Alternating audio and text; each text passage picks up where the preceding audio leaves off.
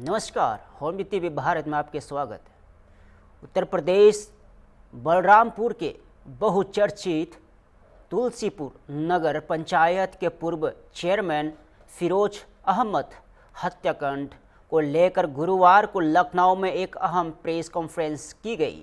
इस press conference में मृतक फिरोज अहमद की पत्नी काशा फिरोज, बेटे अदनान फिरोज और भाई अफरोज अहमद ने मीडिया से खुलकर बातचीत की। परिजनों ने बताया कि 4 जनवरी 2022 को फिरोज अहमद की हत्या की गई थी। इस हत्याकांड में पूर्व सांसद रिजवान जाहिर को पुलिस ने गिरफ्तार किया था, लेकिन 4 जनवरी 2026 को उन्हें जमानत पर रिहा कर दिया गया। जमानत के बाद फिरोज अहमद का परिवार खुद को असुरक्षित महसूस कर रहा है। मृतक की पत्नी काशा फिरोज ने मुख्यमंत्री से सुरक्षा की मांग की है और सरकार से न्याय की गुहार लगाई है।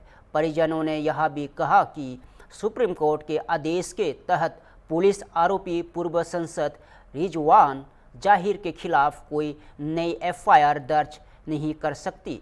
परिवार का आरोप है कि आरोपी राजनीतिक प्रभाव का इस्तेमाल कर रहा है।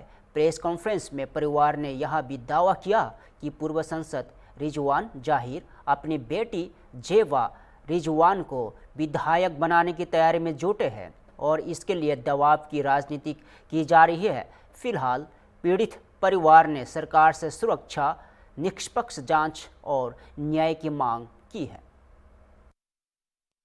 अफरोज अहमद रिंकू है।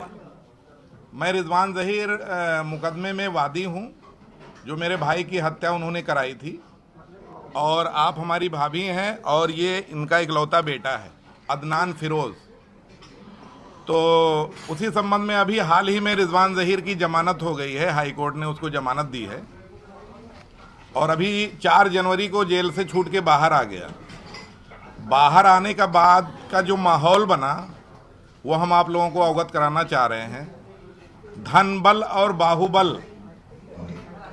कैसे हावी होता है न्यायालय पर और कैसे हावी होता है सिस्टम को मैनेज करने में, ये सबसे बड़ा उदाहरण है कि रिजवान जहीर जैसे अपराधी जेल से बाहर आ गए और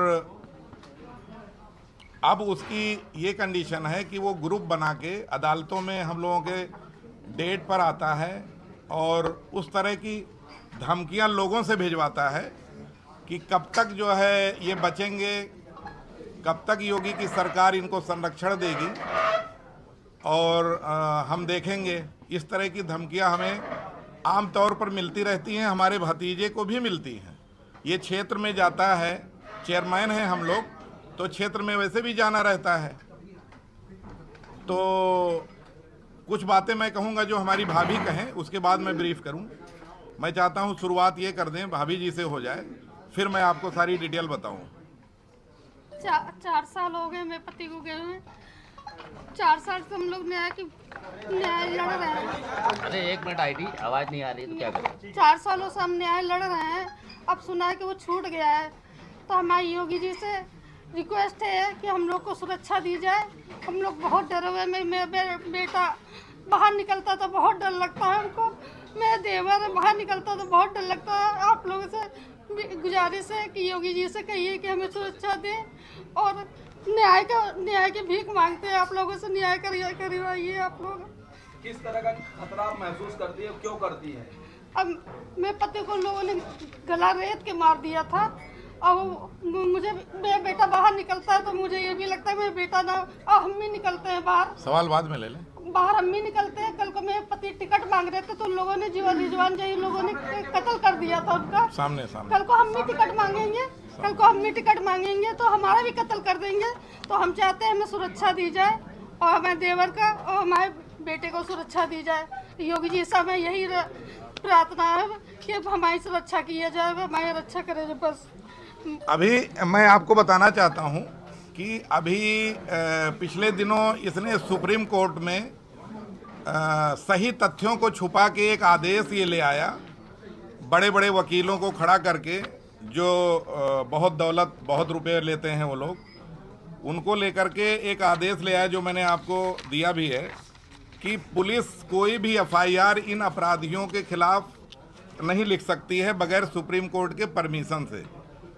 तो मैं सबसे पहले तो अपने माननीय सुप्रीम कोर्ट का बहुत सम्मान करता हूं और मेरी ये अपील है कि इस तरह के आदेश को तुरंत निरस्त किया जाए, नहीं तो अपराधी ये हम अभी निकले, हो सकता है हम रास्ते में जाएं, ये मर्डर करवा दें। जब इतने बड़े अपराधी हैं जिनके ऊपर 20 केस हैं, गंभीर धाराएं लगी हैं जो मैंने आपको दी हैं, उसमें जो है इस तरह का ये आदेश सुप्रीम कोर्ट से इनको मिल गया है। और सुप्रीम कोर्ट से कैसे मिला, ये सुप्रीम कोर्ट में तथ्यों को, सही तथ्यों को छुपा के ये आदेश ले आए। तो हम माननीय न्यायालय से ये अपील करेंगे, हाथ जोड़ के रिक्वेस्ट करेंगे कि इस तरह के आदेश को समय रहते अविलंब ये निरस्त करके और ऐसी न्याय हम लोगों को दें जिससे हम लोग न्याय की उम्मीद करते हैं। अगर सुप्रीम कोर्ट से हमें न्याय नहीं मिलेगा फिर हम कहाँ जाएंगे भाई। लोअर कोर्ट में अभी हाल ही में एक घटना घटी थी, रिजवान जहीर का एक केस छूट गया। अब आप कहेंगे ऐसा क्यों?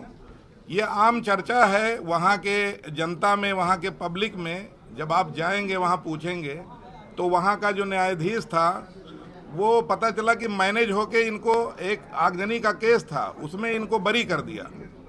अब आप ये बताइए कि आगजनी का केस ऐसा हुआ जिसमें 3 गाड़ियाँ जली थीं और जज ने ऐसा फैसला दिया कि आगजनी हुई ही नहीं।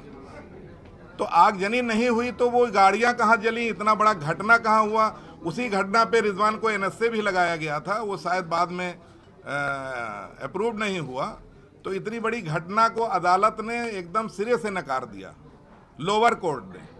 तो इस तरह का न्याय है। तो अगर हम सुप्रीम कोर्ट से यही अपील करते हैं कि आप ही एक ऐसी संस्था है जो हमें न्याय दे सकते हैं। अगर आपने ऐसा आदेश, आपके यहाँ इन्होंने तथ्यों को छुपा के अगर इस तरह का आदेश ले आए हैं, तो आने वाले 17 फरवरी को उसका डेट है सुनवाई का सुप्रीम कोर्ट में। तो उस डेट का इंतजार ना करते हुए उससे पहले माननीय कोर्ट संज्ञान ले और उसको निरस्त करके पुलिस के हाथ खुले छोड़े कि कम से कम कोई घटना हो तो वो एफआईआर तो दर्ज कर सके, उस पर कोई कार्रवाई तो कर सके। अब इस कंडीशन में पुलिस के हाथ बंधे हुए हैं। आप बोलो। हाँ बोलो बोलो, बेटा बोल रहे। पिछले 4 सालों से हम और मेरा परिवार मेरे पापा की मर्डर केस की न्याय की लड़ाई लड़ रहे हैं हम लोग।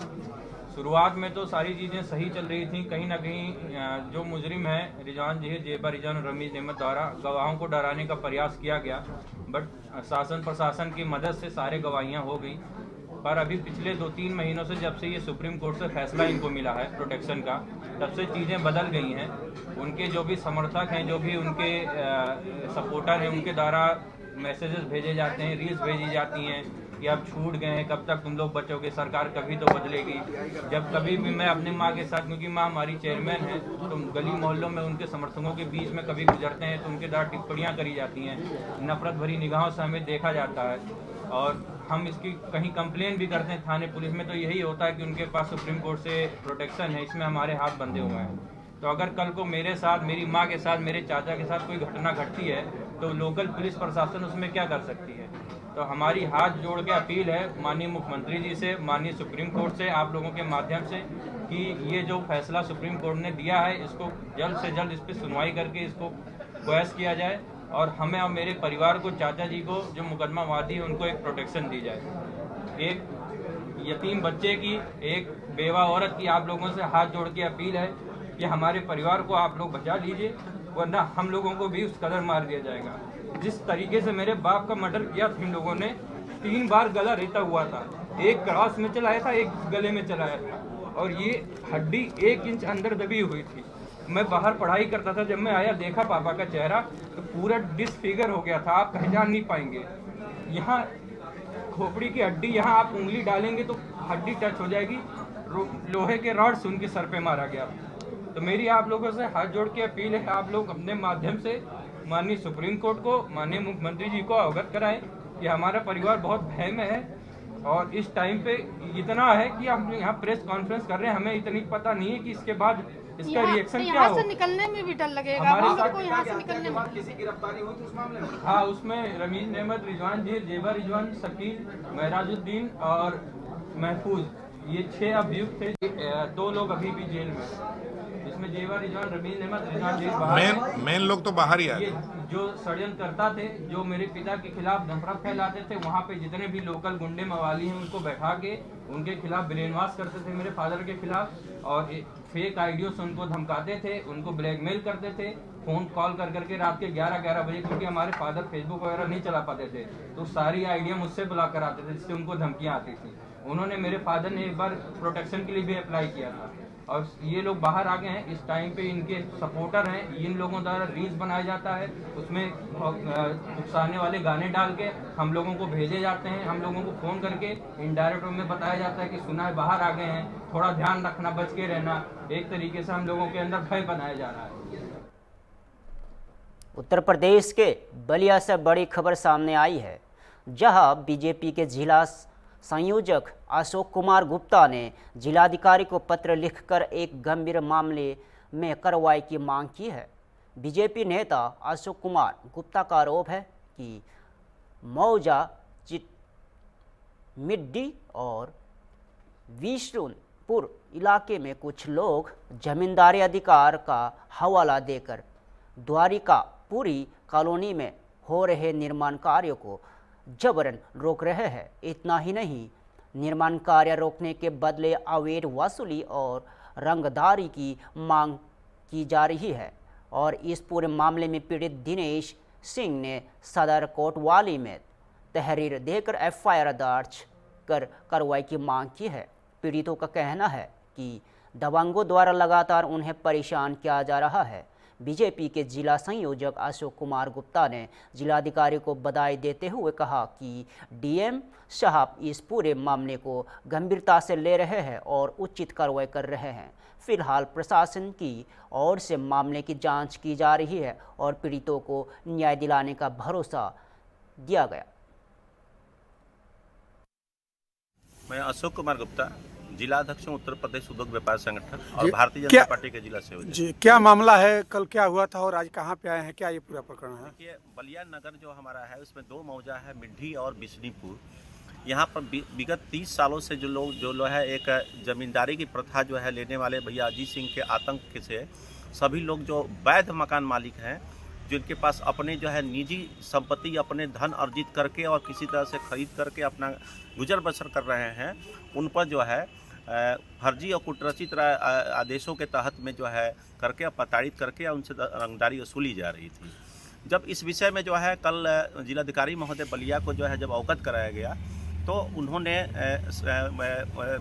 सभी पक्षों को और सभी अधिकारियों को, वरिष्ठ अधिकारियों को सहित शाम को 5 बजे कलेक्ट्रेट सभागार में जो है बुलाया था, जिस पर जो है हमारे पत्रक के अनुसार जो है इस पर माननीय जिलाधिकारी महोदय बलिया ने संज्ञान लिया।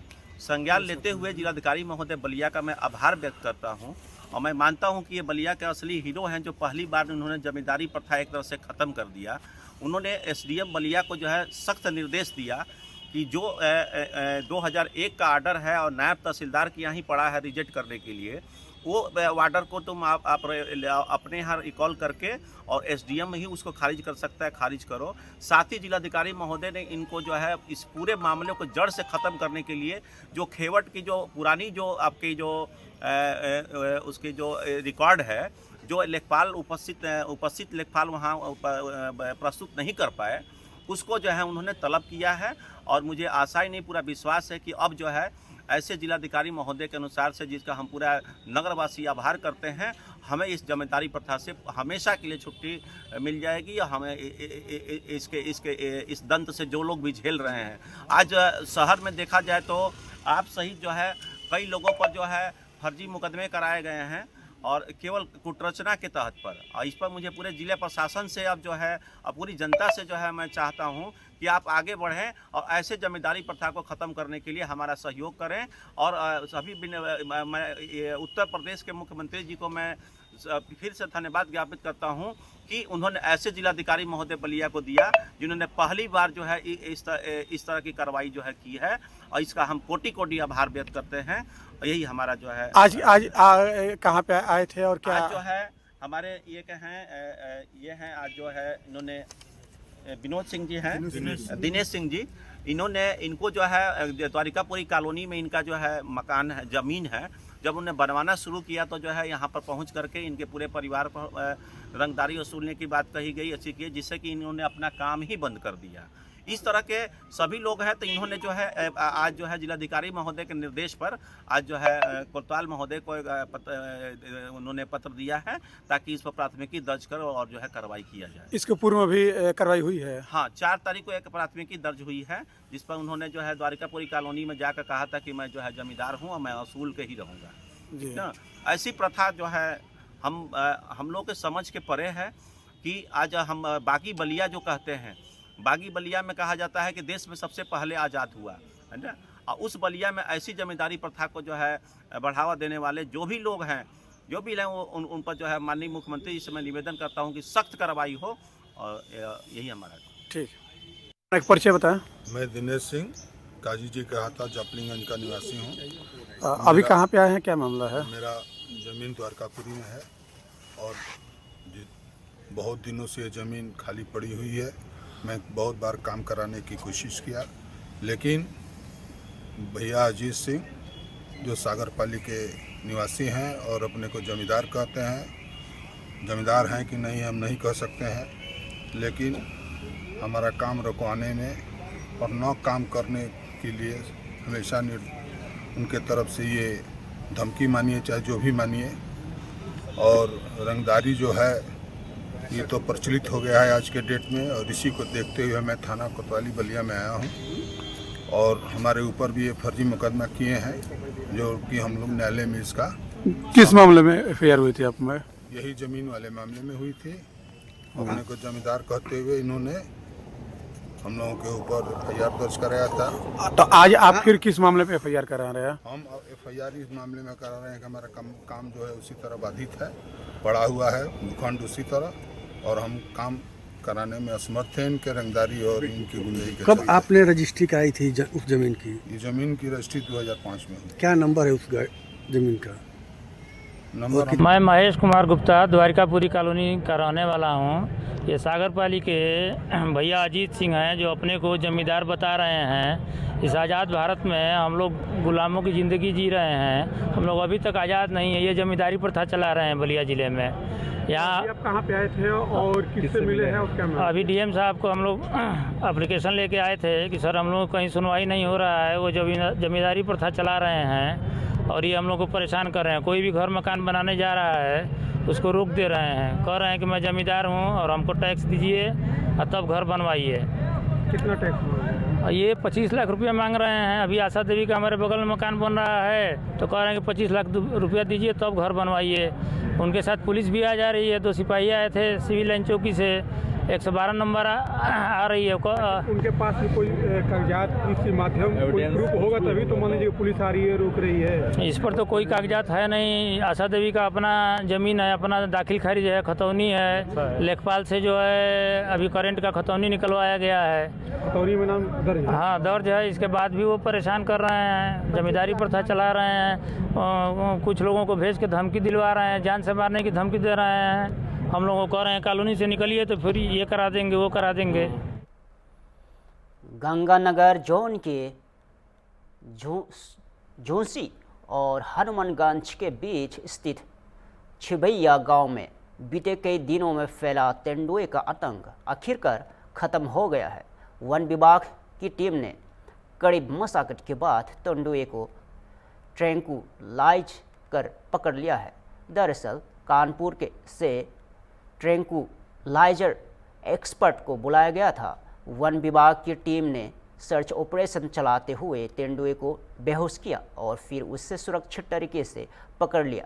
बताया जा रहा है कि तेंदुए छिबैया गांव में शेखर सिंह के घर में घुस गया था और हालत इतने गंभीर हो गए थे कि परिजनों ने जान बचाने के लिए घर का दरवाज़ा बाहर से बंद कर दिया और घर के अंदर फंसे परिजनों को बाद में खिड़की तोड़कर सुरक्षित बाहर निकला गया। और छबैया गांव में गुरुवार सुबह करीब 8 बजे तेंदुए देखा गया था। इससे पहले गुरुवार की रात तेंदुए ने अलाव तब रहे चाचा भतीजे पर हमला कर दिया गया और हमले में 27 वर्षीय मनोज भारतीय और उनके 20 वर्षीय भतीजे अंकित भारतीय घायल हो गए थे और जिन्हें इलाज के लिए हॉस्पिटल में भर्ती कराया गया था। ग्रामीणों के शोर मचाने पर तेंदुए शेखर सिंह के मकान में जा घुसा और तेंदुए ने गांव में कई पालतू जानवरों का भी शिकार किया था, जिससे पूरे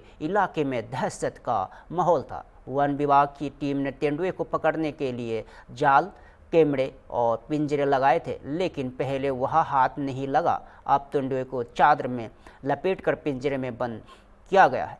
तेंदुए के पकड़े जाने के बाद ग्रामीणों ने राहत की सांस ली है। गली में तो केवाड़ी में खुली थी, हम हल्ला सुन के देखने गए और कब आया था? सुबह में 9 बजे। अच्छा। 9 बजे सुबह 9 बजे सब लोग घर से बही आए थे, तो यहाँ से हम देखने निकले, तब से उधर से हमरे मुहारी के झप से आई गवा और यहाँ से आई कि नहीं, फिर हम जब दरवाजा बंद करने चले तो वो झप से मतलब यही साल और स्वेटर उसको मुँह में फंस गया और तो हम ऐसे केवाड़ी के बगल में हो गए तो वो निकल आया घर में, घर के अंदर आ गया। यहाँ पे मेरी एक बेटी सो रही थी। हाँ, यहाँ पे हाँ, तो खड़ी हो गई तो वो अंदर घुस गया जब तक के नीचे, तब वो निकल गई। हाँ, अब टीम जो थी वो पहुंची, उसने रेस्क्यू करके यहाँ से ले गई है। हाँ, कितनी कैसे मतलब आपने बचाया बच्चों को ऐसे बचाया, एक कमरा में ना बच्चे लोग रहे। हाँ, ये अंदर कमरा है, इसमें 3 मतलब एक माँ और बच्चा 2 थे, वहाँ पे फंसे थे। तो उसमें ये हड़बड़ा करके चारी ओर छलांग मार रहा था। दरवाजा कैसे बंद किया आप लोगों ने? तो अंदर बंद करी नहीं ना, जैसे 2 बच्चा है और मम्मी उनकी बंद कर ली अंदर से, और इधर से ये वाला दरवाजा बंद हो गया है। तो उधर फिर सीढ़ी लगा के बच्चे के खिड़की तोड़ के तब अलमारी के ऊपर चढ़ के तब 3 बच्चा और एक औरत निकाले गए हैं बाहर। अब आप लोग राहत की सांस ले रहे हैं? अब हाँ, अब सुकून है। नाम बता दीजिए। हाँ, अब जी में जी आया है। अपना नाम बता दीजिए।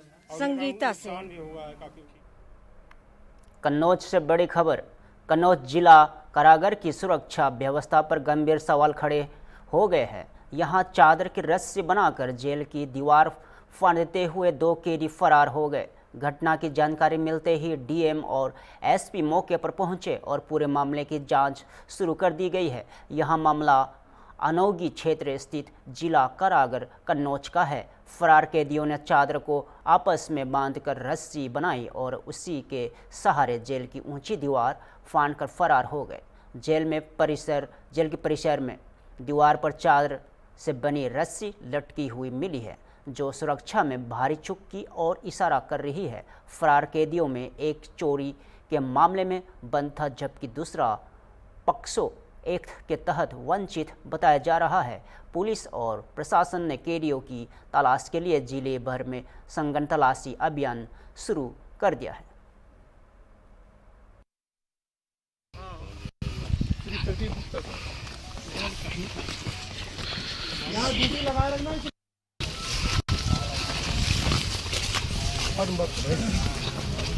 एक्स्ट्रा तो क्या हो गया?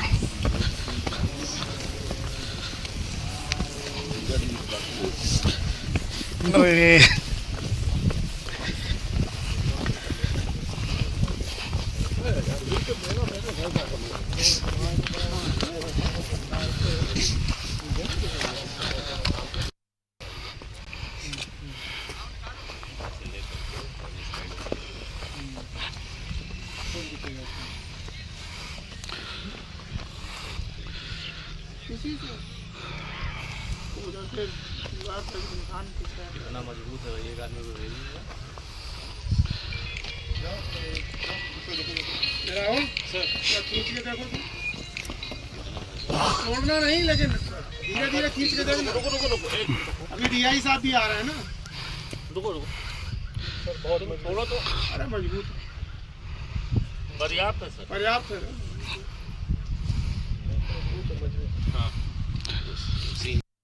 दिखा भी होगा, रास्ता चलता हुआ रास्ता है। अजय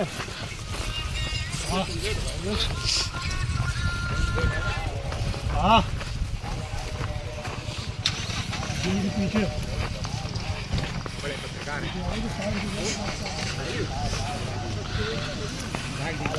कुछ बताइए।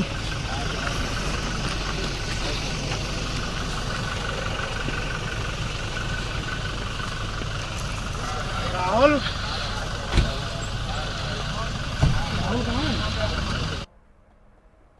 फिलहाल के लिए इतना ही। ताज़ा खबरों को देखते रहिए हॉर्न टीवी भारत।